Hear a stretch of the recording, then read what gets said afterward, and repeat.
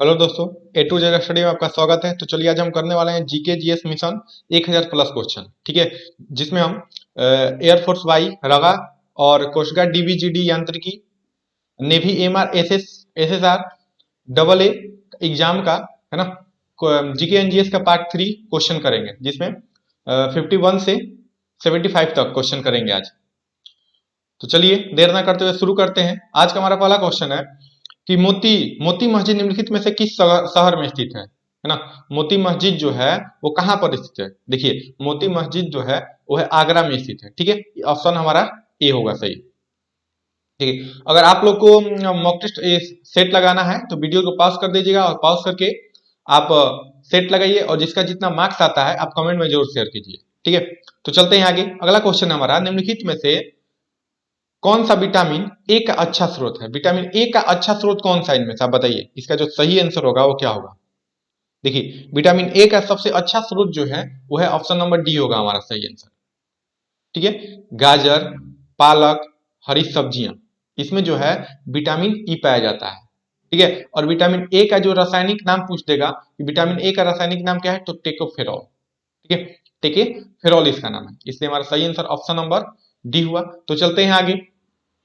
देखिए, एक बात और है आपसे करनी है कि हम लोगों ने आपके लिए इंडियन कोस्ट गार्ड डीबीजीडी यांत्रिकी है ना एक मॉक टेस्ट तैयार किया है, जिसमें 600 इंपॉर्टेंट क्वेश्चन है और टोटल 10 सेट है, जिसको पूर्ण रूप से इंडियन कोस्ट गार्ड के सिलेबस पे बनाया गया है। जिसमें 15 क्वेश्चन है इंग्लिश के, 10 क्वेश्चन है साइंस के, और 5 क्वेश्चन है जीके के, और मैथ के है 20 क्वेश्चन, और रीजनिंग के 10 क्वेश्चन। टोटल मिला करके 16 क्वेश्चन हुआ हमारा, जो आपको पूर्ण रूप से Indian Coast Guard DB GD यांत्रिकी के सिलेबस पर बनाया गया है। ठीक है, अगर आपको इस एग्जाम को क्रैक करना है, निकालना है, तो आप इस मॉक टेस्ट को जरूर खरीदें। और इसको खरीदने के लिए जो इसका प्राइस है बिल्कुल ही कम है, और इसका लिंक वीडियो के डिस्क्रिप्शन बॉक्स में दिया हुआ है। तो चलिए शुरू करते हैं। अगला क्वेश्चन हमारा कि पेनिसिलिन किससे प्राप्त होता है? देखिए, पेनिसिलिन जो है ना, वो किससे प्राप्त होता है बताइए। इसका जो सही आंसर होगा क्या होगा? देखिए, पेनिसिलिन जो है वो है फफूंद, है ना, फफूंद से प्राप्त होता है, यानी कवक है ये, फफूंद कवक होता है, इससे प्राप्त होता है। अब बताइए, इस पेनिसिलिन का आविष्कारक कौन थे? तो पेनिसिलिन का आविष्कारक अलेक्जेंडर फ्लेमिंग, है ना। अलेक्जेंडर अलेक्जेंडर फ्लेमिंग ने पेनिसिलिन का आविष्कार यानी खोज किया था। ठीक है, इसलिए हमारा सही आंसर ऑप्शन नंबर ए हुआ। फ्लेमिंग सॉरी पेनिसिलिन जो है ये प्राप्त होता है फफूंद से। तो चलते हैं आगे। अगला क्वेश्चन है हमारा कि मानव शरीर में कुल कितनी हड्डियां होती है? मानव शरीर में कुल कितनी हड्डी होती है? देखिए, मानव शरीर में कुल होती है 206 हड्डियां, है ना। ऑप्शन नंबर ए हमारा सही होगा। ऑप्शन नंबर ए, कुल 206 हड्डी होती है मानव शरीर के अंदर। और एक बार, अगर आपने हमारा इस 1000 प्लस क्वेश्चन नहीं देखा है ना, तो चैनल के डिस्क्रिप्शन बॉक्स में चैनल के प्लेलिस्ट में जाकर के आप इस वीडियो को देख सकते हैं। और हाँ, इससे पहले भी हमने 1 से 23 तक मॉक टेस्ट किया है ना, जो नेवी एमआर एयरफोर्स और कोस्ट गार्ड के लिए है, वो भी प्लेलिस्ट में मौजूद है, रखा हुआ है, आप जाकर के उसके देख सकते हैं। ठीक है, तो चलते हैं आगे। अगला क्वेश्चन हमारा, पित्त कहां से स्रवित होता है? यानी जो पित्त है वो कहां से स्रवित होता है? ठीक है, तो पित्त का स्रव होता है लीवर से, यानी यकृत से। ऑप्शन नंबर ए हुआ हमारा सही आंसर। ठीक है, पित्त का स्रव होता है यकृत से। ठीक है, और ये जमा कहां होता है? पित्ताशय में जमा होता है। ठीक है, जमा होता है पित्ताशय में और स्रवित होता है यकृत से, इसलिए हमारा सही आंसर ऑप्शन नंबर ए हुआ। तो चलते हैं आगे। अगला क्वेश्चन हमारा कि सबसे लंबे रेलवे प्लेटफॉर्म कहां स्थित है? भारत का, सॉरी, इसमें क्वेश्चन था हमारा, भारत का सबसे लंबा प्लेटफॉर्म कौन सा है, कहां है बताइए। देखिए, भारत का सबसे लंबा प्लेटफॉर्म जो है वो है गोरखपुर में। ऑप्शन नंबर डी हमारा सही आंसर होगा। ठीक है, तो चलते हैं आगे। अगला क्वेश्चन है, स्वतंत्र भारत का पहली रेल बजट किसने प्रस्तुत किया था? जो हमारा स्वतंत्र भारत था, है ना, स्वतंत्र भारत में सबसे पहले रेल बजट किसने पेश किया था? तो वो किया था जॉन मथाई ने। ऑप्शन नंबर सी हमारा सही ऑप्शन होगा, है ना। ऑप्शन नंबर सी जो है हमारा सही है। ठीक है, जॉन मथाई ने। और जॉर्ज स्टीफन ने क्या किया था? रेल का आविष्कार किया था। ठीक है, जॉर्ज स्टीफन याद रखिएगा, ये रेलवे इंजन का आविष्कार किया था, वास्प इंजन का किया था जेम्स वाट। तो चलते हैं 58 क्वेश्चन की तरफ। अगला क्वेश्चन है हमारा कि भारतीय रेल का रेल लाइन की लंबाई की दृष्टि से, है ना, विश्व में कौन सा स्थान है?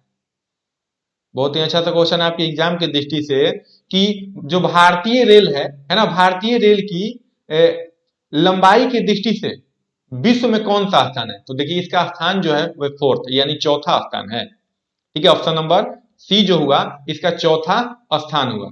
भारतीय रेलवे के स्थान जो है विश्व में चौथा स्थान है। तो चलते हैं आगे। अगला क्वेश्चन है हमारा, एसआई में बल का मात्रक क्या है ना? एसआई में मतलब फोर्स की यूनिट क्या है? Unit of force in SI, यानी एसआई में बल का मात्रक क्या होगा? तो होगा न्यूटन। ऑप्शन नंबर बी हमारा सही हुआ, न्यूटन जो है बल का मात्रक है एसआई। ठीक है, अब चलते हैं आगे।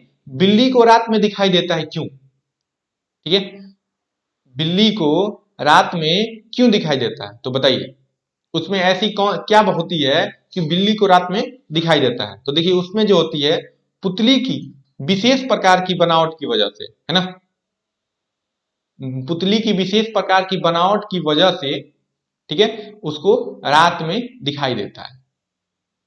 ठीक है, और जब हम देखते हैं बिल्ली हो गई या कुत्ता हो गया, उन सब की आंख चमकता है। तो आंख चमकता है क्यों? उसमें मेडुला एब्लागेंडा पाया जाता है ना, इसकी वजह से बिल्ली की आंखें चमकती हैं और कुत्ते की आंख भी चमकती है। ठीक है, और पूछ देगा हमारा अस्पष्ट मतलब रात में दिखाई देता है क्यों? तो पुतली की विशेष बनावट की वजह से। अगर आपको यहां तक कोई दिक्कत है तो आप कमेंट में आकर के पूछ सकते हैं। ठीक है, तो चलते हैं आगे। केतली में अगला क्वेश्चन है, केतली में लकड़ी का हैंडल क्यों लगता है?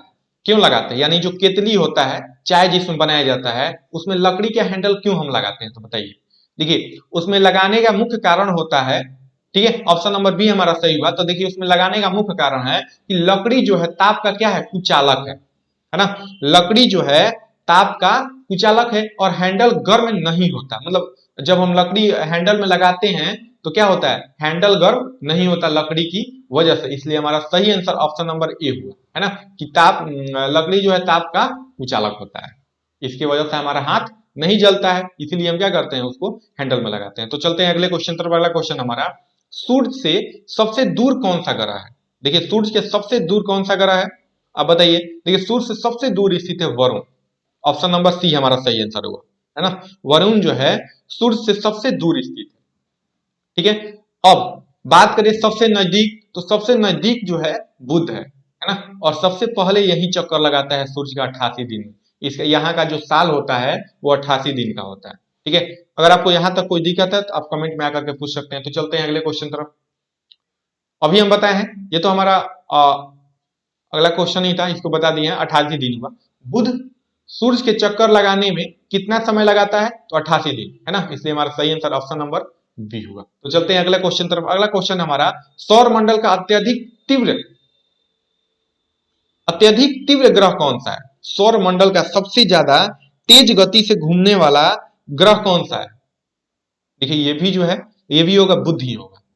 ठीक है, बुध सौर मंडल का अत्यधिक तीव्र गति से घूमने वाला जो ग्रह है वो है बुध, है ना, और सबसे कम दिन में सूर्य का चक्कर यही लगाता है 88 दिन में, है ना।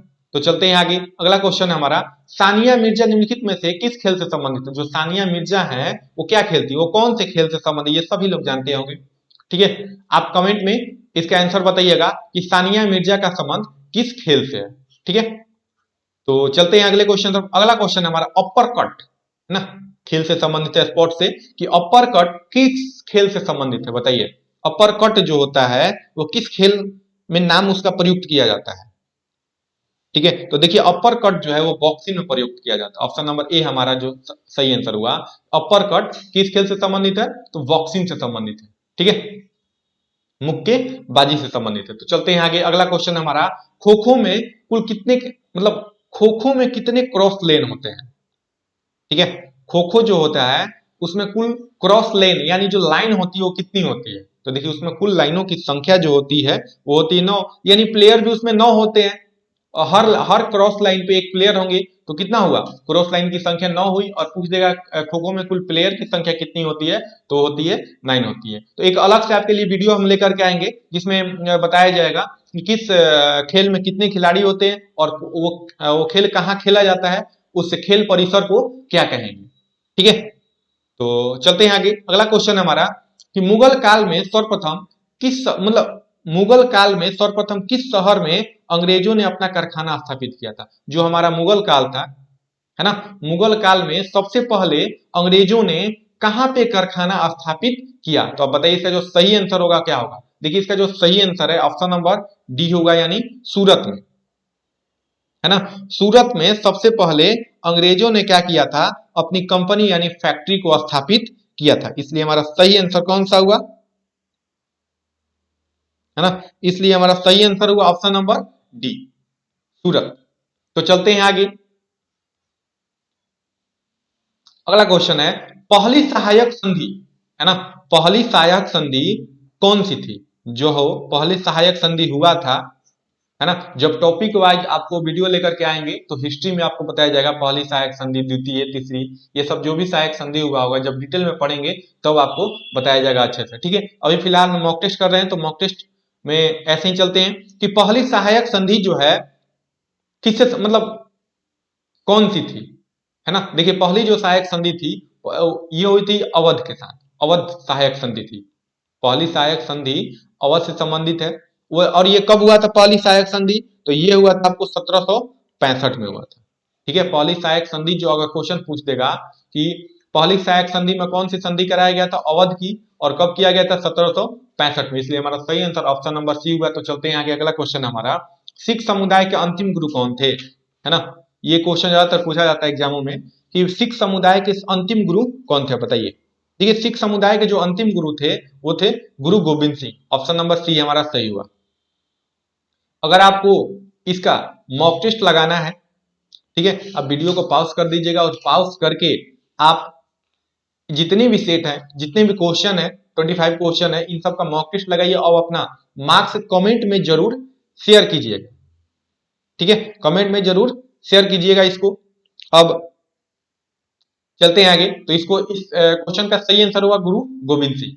ठीक है, तो चलते हैं आगे। कुचिपुड़ी, है ना, कुचिपुड़ी नृत्य कहां से संबंधित। देखिए कुचिपुड़ी का संबंध किससे, कहां से है, तो है आंध्र प्रदेश से, ऑप्शन नंबर सी हमारा सही हुआ। अब अलग से एक और वीडियो लेकर आएंगे नृत्य से, है ना, कौन सा नृत्य कहां से संबंधित है, टॉपिक वाइज जब कराएंगे तब। ठीक है, तो चलते हैं आगे।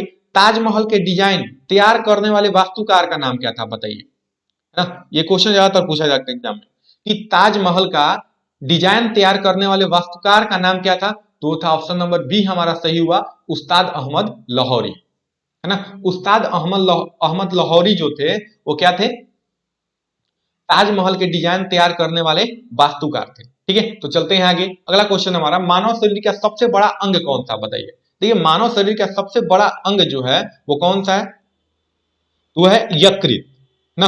मानव शरीर का सबसे बड़ा अंग जो है वो है यकृत, लीवर जिसे बोलते हैं, ऑप्शन नंबर सी हमारा सही आंसर हुआ। तो चलते हैं आगे। अगला क्वेश्चन हमारा वाहनों के साइड मिरर में किस प्रकार के दर्पण का इस्तेमाल किया जाता है।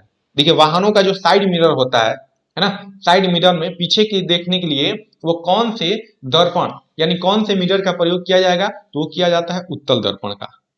ठीक है, उत्तल दर्पण का प्रयोग किया जाता है वाहनों के साइड मिरर के रूप में, इसलिए हमारा सही आंसर ऑप्शन नंबर सी हुआ। ठीक है, तो चलते हैं आगे।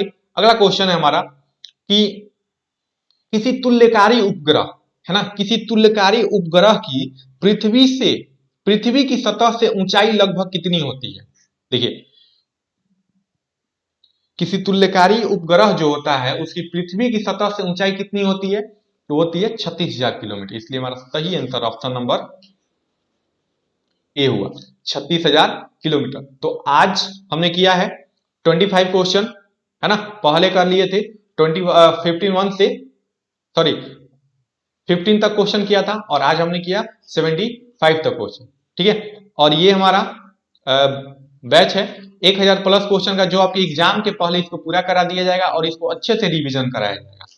ठीक है, और जो भी इंपॉर्टेंट टॉपिक होंगे, जो भी इंपॉर्टेंट क्वेश्चन है वो आपको और फिर से लाया जाएगा ताकि आपके एग्जाम में जीके और जीएस से कोई भी क्वेश्चन ना छूटे। ठीक है, देखिए आपको अगर अच्छे से तैयारी करनी है तो आप इस सेट को लगाइए और जिसका जितना ही मार्क्स आता है आप कमेंट में जरूर शेयर कीजिएगा। ठीक है, और मैं आशा करता हूँ आज की क्लास आपको पसंद आया होगा। आज के लिए बस इतना ही, तो आगे कल फिर मिलते हैं 76 से 100 क्वेश्चन तक। ठीक है।